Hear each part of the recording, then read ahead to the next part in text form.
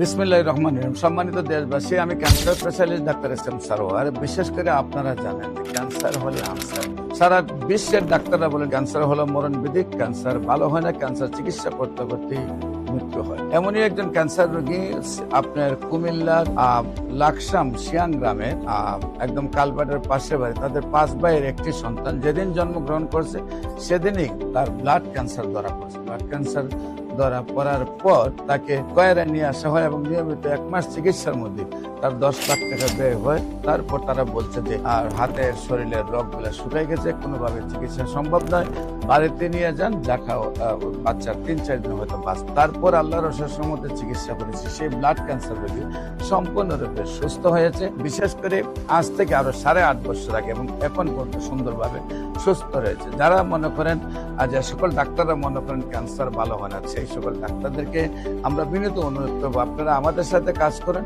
ইনশাল্লাহ 6 মাস কাজ করলে আপনিও বলবেন ক্যান্সার সম্পূর্ণরূপে সুস্থ হয়। আমরা সবাই মিলে পৃথিবীটাকে ক্যান্সার মুক্ত একটি পৃথিবী করতে চাই। সবাইকে ধন্যবাদ। যে কোনো প্রয়োজনে স্ক্রিনে দেওয়া নম্বরে যোগাযোগ করুন। আসসালামু আলাইকুম ওয়া রাহমাতুল্লাহি ওয়া বারাকাতুহু।